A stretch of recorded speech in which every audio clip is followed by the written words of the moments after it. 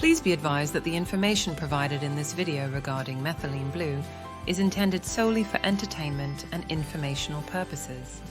Before considering supplementation with Methylene Blue, please consult your physician or healthcare practitioner. Each individual's health context is unique, and professional guidance is essential to ensure safety and efficacy. Your healthcare provider can offer personalized advice considering your specific health needs and conditions. Welcome to the fifth and final installment of our enlightening and comprehensive video series on Methylene Blue supplementation. We'll start by discussing the general guidelines for safe supplementation, helping you understand how to begin and what dosage levels to consider. Next, we'll address potential side effects and precautions, especially for specific populations or conditions. Additionally, we'll dispel common misconceptions, offering clear, factual information to clear any clouds of doubt you might have about Methylene Blue. We'll conclude with how to remove Methylene Blue dye stains from surfaces, which you'll need to know if you choose to reconstitute the powder form. Are you curious about the promise of Methylene Blue to rejuvenate your health and vitality?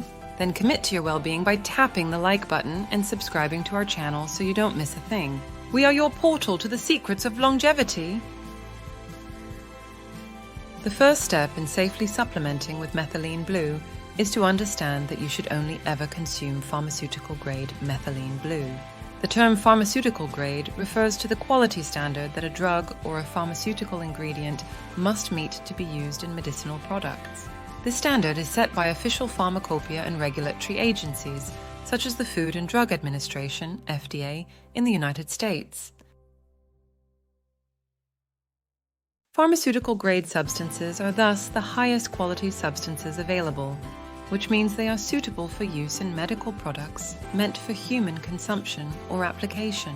They contrast with food-grade or cosmetic-grade substances, which do not meet the rigorous standards required for medicinal use and might contain impurities that are allowable in non-pharmaceutical contexts. Understanding these standards is important, as it can affect the quality, efficacy, and safety of the substances that consumers rely on for their health. This is especially important in the case of Methylene Blue because the compound has wide application outside of the pharmaceutical industry and is available in forms that are not pharmaceutical grade, so take care to understand what form of Methylene Blue you purchase.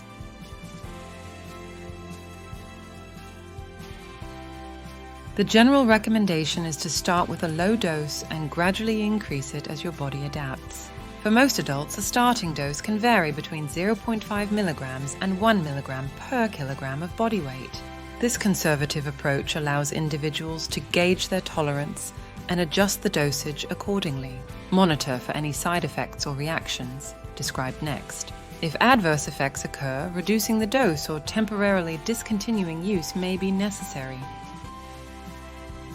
Commonly reported issues include a temporary blue or green discoloration of urine and mouth mucosa, which, though harmless, can be surprising.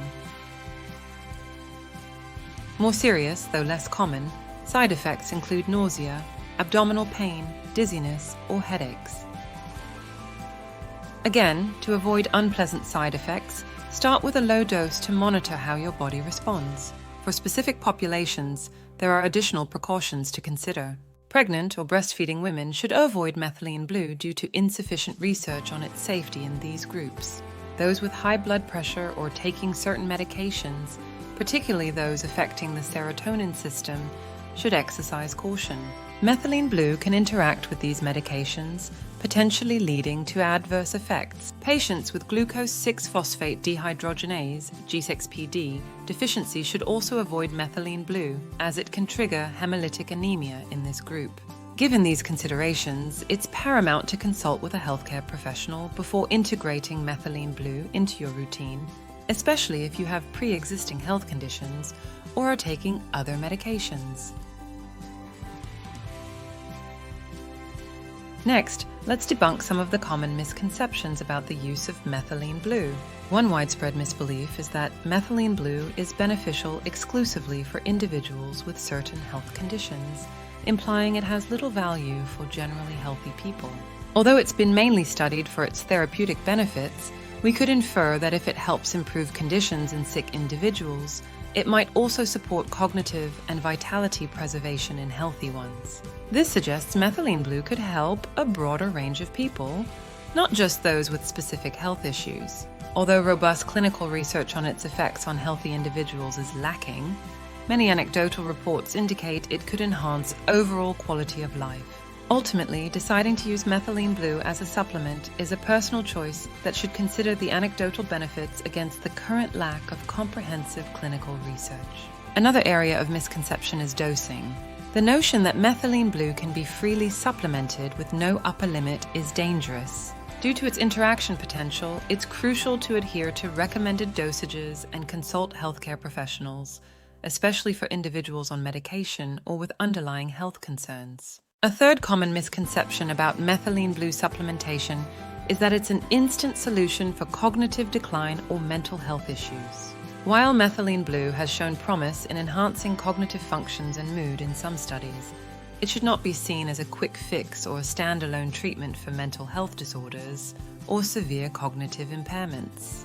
Effective treatment for these conditions often requires a comprehensive approach, including lifestyle changes, therapy, and, when appropriate, pharmacological intervention. Relying solely on methylene blue for significant cognitive or mental health improvements can lead to disappointment and may delay seeking more effective, evidence-based treatments. Finally, there's a misconception about the accessibility and form of methylene blue suitable for supplementation. Purity levels can vary, and not all products intended for laboratory or industrial use are safe for human consumption. It's critical to source methylene blue from reputable suppliers that provide products designed for dietary supplementation. How to purchase methylene blue? Methylene blue is available from various online health stores. A Google search can easily reveal these. Be sure to select reputable retailers that offer product testing and certifications. Some pharmacies can provide methylene blue too, especially if you have a prescription or a request from a healthcare provider. Then of course there is Amazon, a convenient option for many. Amazon offers a variety of methylene blue products from various sellers. However, buyers should exercise caution and carefully read reviews and seller information to ensure they purchase a high-quality, authentic product. Forms of methylene blue. Methylene blue is available for consumption in two forms. Powder. This product is highly concentrated and must be accurately measured and diluted before use. Buying in powder form often offers a better value but requires careful handling. Reconstituted solution. Pre-diluted solutions are easier to use and safer for beginners. They eliminate the need for measuring and mixing, providing convenience and reducing the risk of error. If you're new to using methylene blue, starting with a reconstituted solution might be best. It's simpler and less risky. For experienced users or those comfortable with precise measurements, the powder form can be more cost-effective in the long run. How to reconstitute powdered methylene blue. First, you'll need a few tools: a digital scale accurate to at least diameter 1 grams, a clean dry container or beaker, distilled water, a magnetic stirrer or manual alternative, and protective gear, including gloves and safety goggles. Using your digital scale, carefully measure the amount of powdered methylene blue and transfer it into your container. Then slowly add distilled water. The general rule of thumb is to use a 1:100 ratio of powder to water. So for every gram of powder, you'll need 100 milliliters of distilled water. Using your magnetic stirrer or a manual stirring tool, thoroughly mix the solution until the powder is completely dissolved. Once fully dissolved, your methylene blue solution is ready to use. Transfer the solution into a dark glass bottle to protect it from light, and make sure it's clearly labeled with the concentration and date of preparation. Be extra careful when reconstituting methylene blue. It is a powerful staining dye.